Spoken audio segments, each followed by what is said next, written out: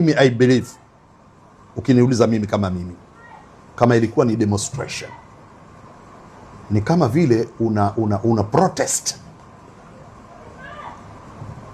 ili labda pengine wenzako wataliona ili shindo, watatanabahi. Pengine Chadema kila mtu aliona kama itafika siku CCM hata kubali kuona Chadema haishiriki uchaguzi.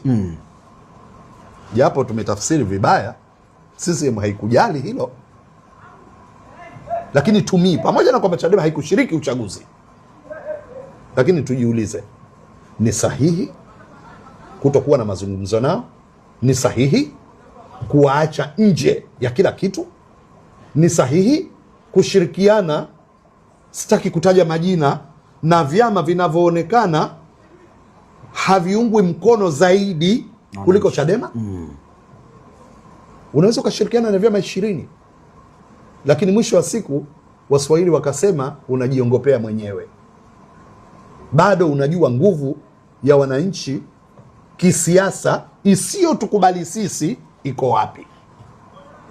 Mimi nakwambia, unaweza ukakusanya vyama 20, lakini ukitoa CCM ukaona chama chenye wafuasi wengi ni Chadema. Wazi kabisa. Hilo jambo liko wazi. Unajua vitu vingine tusipende kuongopeana. Kama tunataka kuponya. Kwa hivyo ipo sababu, ipo kila haja. Iwe mkakati wa Chadema umefanikiwa, iwe haukufanikiwa. Iwe mkakati wa CCM umefanikiwa, iwe haikufanikiwa. Uchaguzi umekwisha. Turudi kama taifa, kama Watanzania, tukae, tuzungumze, tuijenge nchi yetu. Na hapo ndipo walipopita Wazanzibari mpaka leo wako video walivyo. Hapo ndivyo walivyopita nchi kadhaa wa kadhaa. Wamepita Kenya hivyo, wamepita Rwanda hivyo, wamepita Afrika Kusini hivyo. Wameponya majeraha, wakakubali kukaa kama wanataifa wa taifa lile. Na sisi tukubali kukaa kama wazalendo wa taifa letu. Na mimi niombe, kuna hawa state persons hawa walioanza kujitokeza hawa, ambao ni non parties, hawako kwenye hizi party politics. Wao ni watu wanaotazama maslahi ya taifa.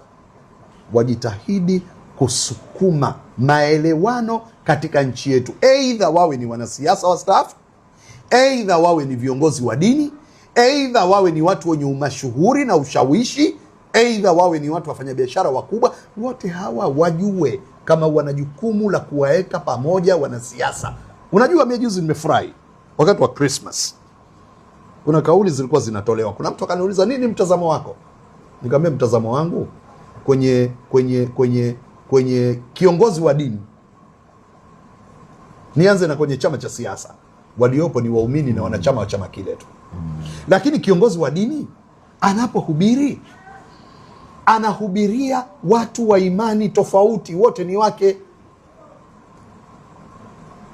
Ni Mkristo, amekwenda pale. Lakini katika Wakristo wale kuna Chadema, kuna CCM, kuna ACT, kuna ADC, kuna kafu, kuna kila mtu yumo kwenye wale Wakristo waliokwenda kuhubiriwa pale. Kwa hivyo ni jukwaa sahihi. Hivyo ukienda kwa viongozi wa Kiislamu, utakuta watu wa vyama vyote hawa ni waumini wa dhehebu au dini fulani. Kwa hivyo ni jukwaa sahihi la kuponya majeraha na kuwaunganisha Watanzania kwa pamoja. Mimi naona hawa viongozi wa dini wana nafasi kubwa sana ya kusaidia kupatikana kwa umoja miongoni mwetu.